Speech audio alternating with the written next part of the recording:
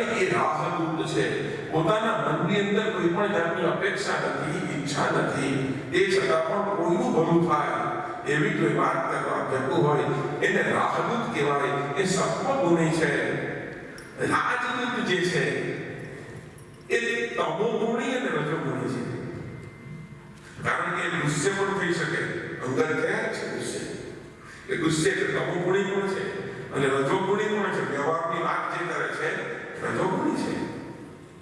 લાલચ, લોભ ઇત્યાદિ બધાથી સામેવાળાને રીઝવે રજોગુણી પણ છે. પણ રામદૂત કોણ? એ તો નિર્ગુણ, કોઈ પણ જાતનો ગુણ, કોઈ પણ જાતનો અવગુણ નથી, એવા નિર્ગુણ. હા, એટલે કે રામદૂત અતુલિત બલધામ. અતુલિત બલ હતું, જેવું તેવું નહીં. મેં કથા સાંભળી એની બળની તાકાત તમને કહું. ખાલી એના ગર્ભમાં જઈએ તો અતુલિત બલ કેમ કહેવાય? હનુમાન દાદાને અતુલિત એટલે અતુલિત. તુલિત હોય તો કે તુલના કોઈની થાય તો આના જેવો, આના જેવો, આ તો અતુલિત. There is no competition. અથવા તો કોઈની પણ સાથે જેનો પેલું નહીં કરી શકાય કે આના જેવો, આના જેવો. અતુલિત. જેવી રીતે નેતિ વેદ શું કહે છે ભગવાનને? નેતિ એટલે શું? નેતિ જ્યાં વેદ કહે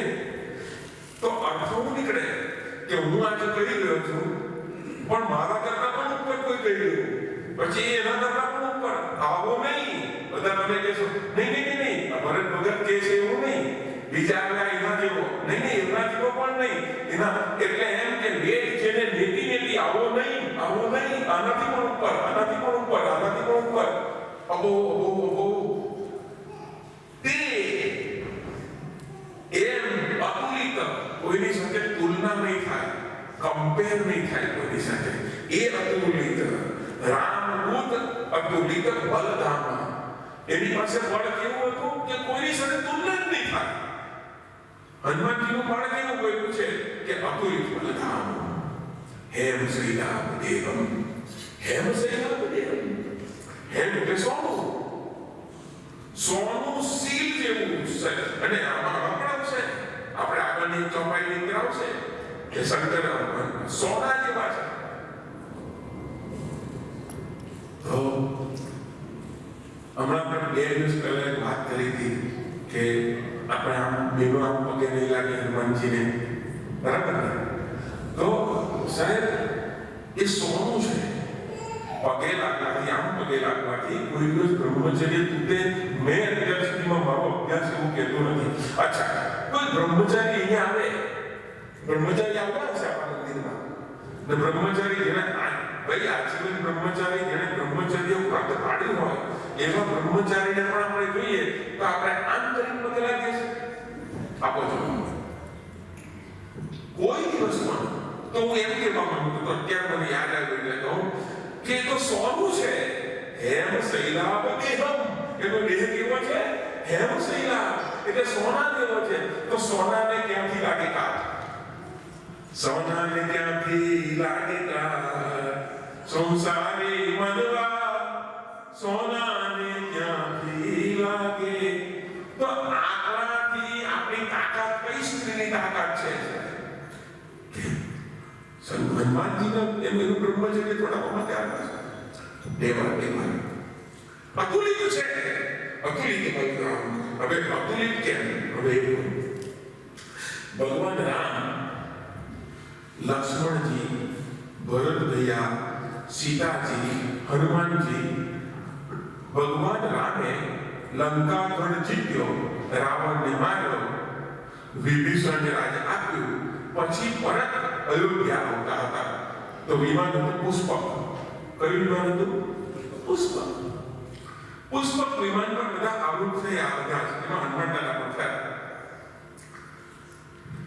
તો આમ વિમાન ચાલ્યું, થોડેક દૂર ગયું હશે ત્યારે હનુમાન દાદાએ પગે લાગીને રામ ભગવાનને કહ્યું કે ભગવાન એક વાત કહું છું, હું તમારી સાથે કેટલા વર્ષોથી છું, તમે જાણો છો ને? હા, આટલા વર્ષોથી હું મધર્સ ડે દિવસે પણ માને મળવા ગયો નથી. તો ભગવાન કહે છે પણ તેમાં મારે શું કે જો આજે મારે મારી માને મળવા જવું છે. તો ભગવાન કહે છે પણ તમારા માતૃશ્રી અંજની દેવી કેમ છે? કે છે કે આ ગણવાજન નામનું પર્વત, ગણવાજન એ આપણે વિમાન ઉડે છે ત્યાં નીચે જ છે. એક કામ કરો, લેન્ડ કરો ને, ઇમરજન્સી લેન્ડિંગ. તમને શું વાંધો છે? ને મને ઉતારી દો અને પછી તમે અયોધ્યા નીકળી જાઓ બધા. પછી હું શાંતિથી બધું માતાજીને દર્શન કરી, તમારી બધી કથા કરી અને પછી હું આવીશ. રામ ભગવાન કહે છે જો હનુમાનજી, તમારી માતા એ મારી માતા નહીં? હા. તો કહે છે તમે જો દર્શન કરવા જાઓ, તમે પણ તમારી સાથે દર્શન કરવા આવશો. તો વિમાન લેન્ડ થયું ને, ગરવાજન નામના પર્વત પર વિમાન ઉતર્યું. ત્યાં અંજનીમાં તપ કરતા, ત્યાં જઈને હનુમાનજી પગે લઈ ગયા. હનુમાનજીને જોઈ અને અંજની માની આંખમાં આંસુ આવે છે. વાહ વાહ મારા પુત્ર, ક્યાંથી આ ભાઈ? કહે છે કે આટલા વર્ષોથી ભગવાનની સાથે સેવામાં હતો. તો પણ શું એટલે હનુમાનદાદે આખી વાત કરી કે રાવણ ઉપાડી ગયો સીતા માતાને અને પછી આટલો વખત સુધી ત્યાં અશોક વનમાં રાખ્યા અને વૃક્ષની નીચે રહેવું પડ્યું, ભૂખ્યા રહેવું પડ્યું અને હું ગયો, પછી જઈને આવ્યો અને પછી ભગવાન રામ આવ્યા, લક્ષ્મણ ભાઈ આવ્યા અને યુદ્ધ એટલું બધું બધાએ ભેગા થઈને કર્યું. અને પછી આમ હનુમાનદાદા જેમ વાત કરવા જાય ને ત્યાં તો અંજની દેવી હનુમાનદાદાને ખભરાવવા માંડ્યા. ધિક્કાર આવશે મને, મારું દૂધ નથી ગયું. હનુમાનજી કહે છે પણ હું ગયો તો, અરે મારું દૂધ એટલા માટે લખ્યું છે કે આટલા નામે યુદ્ધ માટે તારે રામને અંદર લાવવા પડે. તું એકલો કામ કર્યો, મારા દૂધમાં આટલી તાકાત. પણ પિતાજી હું તો તૈયાર હતો, પણ જામવાને મને ના કહ્યું. સુંદરતા જામવાને મને ના કહ્યું કે તમારું કામ શું છે, તમારી નીતિ શું છે, ત્યાં જવાનું અને રાત ભગવાને મને ખાલી નીતિ આપવાનું કહેલું. એટલે સારું છે કે મેં મારી અંકલ વાપરીને આગે લગાડે. મેનેજમેન્ટ તો હનુમાનજી પાસે કેવું પડે. દીવાસળી પણ લંકાની, તેલ પણ લંકાનું, બધું જ લંકાનું અને હળગાવ્યું પણ લંકા જ. કેવી હોશિયારી આપણે ત્યાંથી રામ ભગવાન પાસેથી કઈ દીવાસળી, માચીસ કે તેલ કે કઈ લઈને ઉભા ગયા. બધું જ પેલાનું સામાન વાળાનું. મેનેજમેન્ટ જુઓ, અત્યારે લોકો MBA કરે છે અને આ બધું કરે, પણ આ જુઓ પહેલેથી છે. અંજલિ મારે શું કહ્યું? ધિક્કાર છે તને, મારું દૂધ લખ્યું છે. હનુમાનજી કે મારવામાં કહ્યું અને 2-3 વાર કહ્યું ને મારું દૂધ લખ્યું. એટલે લક્ષ્મણ ભૈયાને આમ ભગવાન રામની સામે જોયું, મનમાં એકલા બબ્યા કે શું વાત કરું, દૂધ લખ્યું એવું તો શું છે? અને એમાં અંજલિ માતા સાહેબ મનની વાત જાણી ગઈ, એનો ભાવ થઈ ગયા લક્ષ્મણ ભૈયાનો. અને તરત જ પોતાના સ્તનમાંથી 2 દૂધની ધાર બહાર પડી. સામેના પર્વત પર જઈને અથડાઈ દૂધની ધાર અને પર્વતના કારણે ત્યાં એક વેળા થઈ ગયા છે. આજની તારીખમાં લાખો લોકો આ જગ્યા પરના દર્શન કરવા માટે જાય છે. આજની તારીખમાં બે પર્વત છૂટા છે. ધનવાજન નામનો પર્વત, એની સામે જ્યાં અંજની આશ્રમ છે.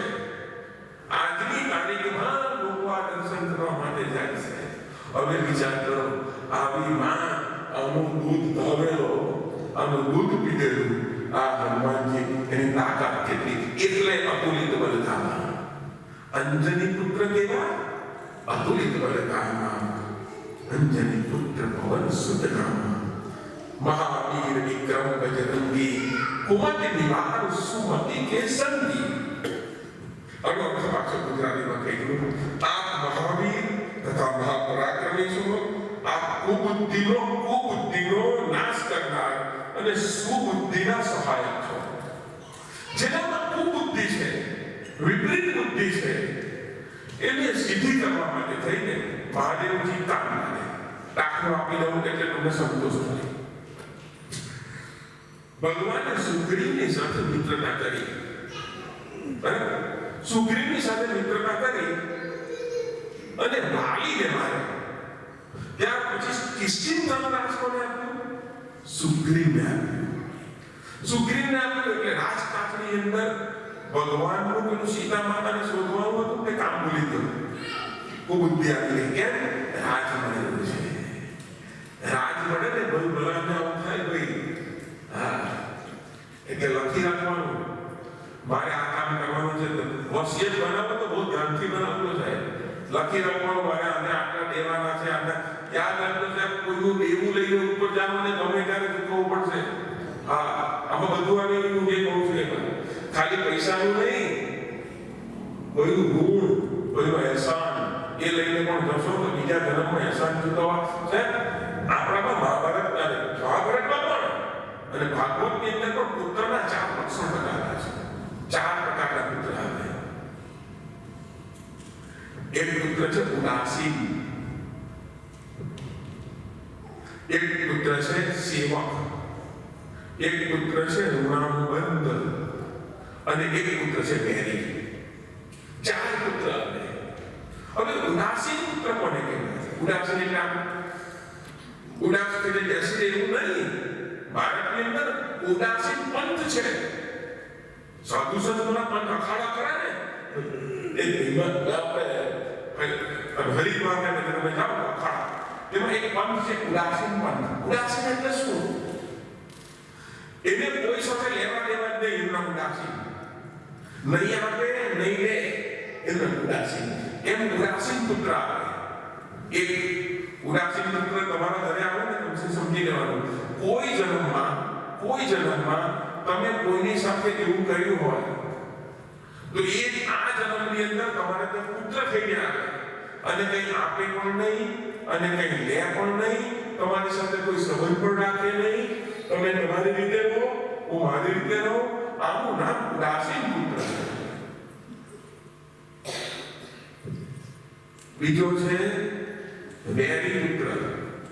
તમે કોઈ જન્મમાં કોઈની સાથે વેર કરો, લડવાડ કરો, ઝઘડો કરો તો કોઈ જન્મે એ તમારે ત્યાં વેરી પુત્ર થઈને આવે, એનિમી, દુશ્મન થઈને આવે. અને મેં જોયા છે દેશ દુનિયામાં કેવા પુત્ર છે પગે લાગે રાખા કે આના કરતા વંચ્યા રહી આવો ને તો હા આટલું બ્રાહ્મણ છે ભાઈ બાબત 5 મહિને કથા જોઈ આના કરતા તો વાંચ્યા આવા છે કે પુત્ર આમાં વેરી થઈને. તો આમાં એ પુત્રનો વાત નથી સાંભળી લેતો, એ પણ કહું તમને, સ્વીકારી લેજો. કેમ બધા આવું ને એવું તમારે આવ્યું? કારણ છે કે તમે એવું કર્યું છે કોઈ જન્મમાં કોઈની સાથે, એટલે આ જન્મમાં વેરી થઈને આવ્યો છે. ત્રીજો છે ઋણાનુબંધ પુત્ર. ઋણાનુબંધ એટલે લેણી દેણી. આપણા ઘરે કોઈ પુત્ર આવે અને લેણી દેણી હોય એટલો વર્ષ રહીને ઘણા ખબર છોકરા 10 વર્ષે મરી જાય, 15 વર્ષે ગામમાં જાય, 20 વર્ષે. તો આ શું લેણા દેણી હતી એટલું રહ્યો અને પછી વયો ગયો. અને ચોથો પુત્ર છે સેવક પુત્ર. સેવક પુત્ર એટલે તમે કોઈ જન્મમાં કોઈની સેવા કરી હોય તો એ તમારે ઘરે પુત્ર થઈને આવે અને તમારી સેવા કરે. આ સેવક પુત્ર છે. એટલે નામ જે આચાર એટલા માટે પુત્રની વ્યાખ્યા તો પુત્રની વ્યાખ્યા કરું છું, પણ એટલું યાદ રાખજો, હું ને તમે જે કરીએ છીએ એ ગમે ત્યારે ચૂકવવું પડશે. ક્યાં શરીરથી ચૂકવવું પડશે. હમણાં જ મારી પાસે હમણાં કથામાં આવતો હતો ત્યારે ઇન્ડિયાથી મારો એક અધ્યયન મારા સત્સંગી છે, એણે પણ પ્રશ્ન કર્યો છે મારા વોટ્સએપમાં. મારા મને એક સમજ નથી પડતી કે યાર મારે ત્યાં હું મારા માતૃશ્રી મારા પિતાશ્રી આ ત્રણે 3 મહિનાની અંદર એવું આવ્યું કે બધાની કોમેન્ટ કરવા પડ્યા. અમે એવી રીતે ડિમાન્ડ પડ્યા અને આ 3 મહિને અમને 80-90 હજારનો ખર્ચો થયો અને રિપોર્ટમાં શું કે કહી દીધું આને ચાલી નહીં તો આને શું કેવું? મેં તારે ડોક્ટરને ચૂકવવાના છે એ તારે ડોક્ટરને ચૂકવવાના હતા 20,000 રૂપિયા. સમજ ગયા? આનું નામ જીવન. આને જે સમજી જાય ને બોલાનું શાસ્ત્રમાં ઊંડાણમાં પણ જેવું નથી યાર. આપણને સમજવાની પડે, આપણી એક જિંદગી ઊંચી પડે. અમે આટલું બધું વાંચન કરીએ તો પણ ઊંડાણ એમ લાગે કર્યું ક્યાં? હજુ તો પાછળીમાં પહેલી પૂરી એના જેવું કામ. કેટલું વાંચતા, કેટલું સાંભળતા, કેટલું એવું અધ્યયન કરતા હોઈશું તો પણ રોજ એમ જ થાય છે આ કેવાનું રહી ગયું આજે. હું અહીંયા ઘરે જઉં તો તો રહી ગયું, પણ કેટલા 3 કલાકમાં કેટલું કેવું રાત થોડીને વેશ જાજા. તમારા પુત્ર થઈ ગયો છે અંજલિને ત્યાં. કોણ? હનુમાનજી સેવક પુત્ર છે, જે પોતાની માનું નામ પણ જાણ્યું છે અને જેના ઘરે નોકરી રહ્યો છે એનું નામ પણ ઊંચું કર્યું છે. નામ આજે જગત દાખલો દે છે કે દૂત બનવું તો કોના જેવું? હનુમાન જેવું. ભક્ત બનવું તો કોના જેવો? હનુમાન જેવું. આ વાત છે. આપણે વાત કરી રહ્યા છે મહાવીર વિક્રમ બજરંગી. હા, સુગ્રીવ રામે સુગ્રીવ સાથે દોસ્તી કરી, વાલીને માર્યો, સુગ્રીવને રાજ મળ્યું અને સુગ્રીવ સીતા માતાને શોધવાનું કામ જે હતું એ ભૂલ્યો છે. હવે એટલે મોટી કેવી થઈ? કુમતી થઈ. રાજ મળ્યું એટલે અહીંયા રામકાંડા હનુમાનજીની કથામાં આવે છે કે કુમતીની વાત, કુમતી હોય એને નિવારણ કરે. સુમતી કે સંગી એટલે સુમતીની સંગી, સુમતીને સંગ કરે. જે સારો માણસ હોય એની સાથે તમે સંગ કરો છો અને લોકોની કુમતી હોય એને સુધારો છો. તો આ સુગ્રીવની કુમતી હતી. રાજ મળ્યું એટલે ભગવાનનું કામ ભૂલ્યા. આપણું આવું છે એ ભગવાન પણ એટલા હોશિયાર છે, આપણને આમાં જ બચ્યા રાખે. કોઈ વાર કહીએ કે ભગવાન આમાંથી માયા થોડી વાર હું કે તમે જુઓ ભારતમાં રોટલી મળતી માં પહેલા માટે રોટલી મળે, રસોડું પહેલા માટે ને બાળકને નીચે ઉતરીએ પડતું નીચે નીચેના ને રોટલી મળતી જાય અને પેલા બાળકને ચોટી જાય. હવે ઉપર રાખે તો બાળક ઉપરથી નીચે પડે તો તકલીફ થાય એટલે બાળકને નીચે રાખે, પણ માનું ધ્યાન રોટલી કરતા વધારે દીકરામાં છે. હવે બાળક રડે એટલે પેલી નીચે આવે અને રમકડું આપે એટલે પાછી જઈ પોતાનું કામ કરવા માંડે. પછી પાછો રડે એટલે એને ખબર પડે માને કે રમકડું નથી જોયું અને બીજું કઈ જોયું એટલે બિસ્કીટ લઈને આવે એટલે બિસ્કીટ ખાય, પાછું કામ કરે. પાછો રડે એટલે કંઈક પાછું લઈ દે. આ ભગવાન આપણને આવું કરે, એને એનું કામ કરી રાખ્યું છે. આપણે માટલું ખાવા જઈએ, આપણે થોડું રડીએ એટલે બંગલો આપી દે. કારણ કે માને ખબર છે કે આ મારી પાસે આવશે, મારું કામ અટકાવશે અને એટલા માટે એને કંઈ આપી દો એટલે પાછો શાંત રહે. આપણું આ ધંધા કર્યા છે ને. પણ બાળક ત્યારે બધું છોડી દે, નથી બિસ્કીટ જોઈતા, નથી રમકડા જોઈતા, નથી કોઈ વસ્તુ જોઈતી અને રડતા રડતા એક પગલું ઉપર પડે. માને ખબર પડે કે હવે આને વસ્તુ નથી જોઈતી અને તો હું જોઈએ છે એમ નીચે આવી અને બાળકને ભેટીને એમ આપણને આપણું ભગવાન આપે છે. આપણે આપણથી છેલ્લે થાકશું અને પછી ભગવાનને કહીશું ભગવાન અમારું મને કંઈ નથી જોઈતું, હવે તારું નામ જોઈએ છે. ત્યારે ભગવાન આવીને આપણને બાપેથી પ્રસન્ન. આ કથા છે. તો સુગ્રીવ નામ કામ ભૂલ્યો છે તો ત્યારે કુમતી થઈ તો સુમતી કરવા માટે હનુમાનજી ગયા છે. રામાયણ જોઈ લીધું. હનુમાનજી સુગ્રીવને સમજાવવા દે. Sugriv, you are doing wrong now. તું ખોટું કરે છે.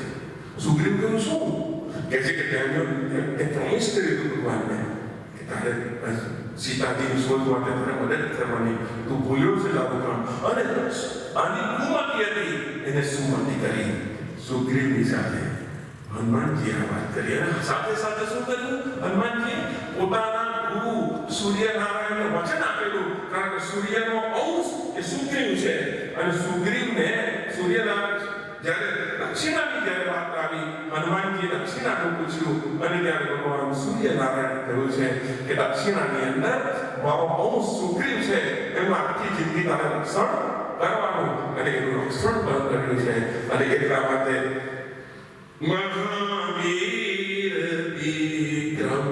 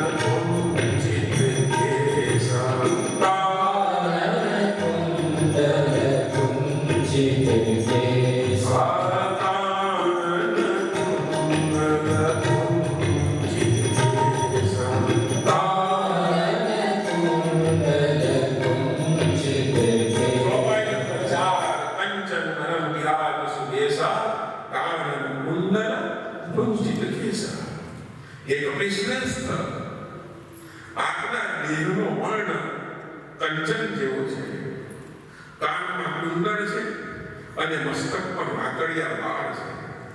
આપણું આ સ્વરૂપ અતિ શોભાનું છે. આનો અર્થ આવો થાય. હવે આપણે આની પર થોડીક ટિપ્પણી થોડી વાત કરશું. મિત્રો પાછું આજનો દાડો એ જાય તો પગે લાગ્યા. અમારી પહેલી કથા છે હનુમાનજીની, એટલે હું નથી ચાલ્યો જરા તો હું ચોખ્ખું કહું. જે મારા જે અહીંયા આજે આ ટકવાનું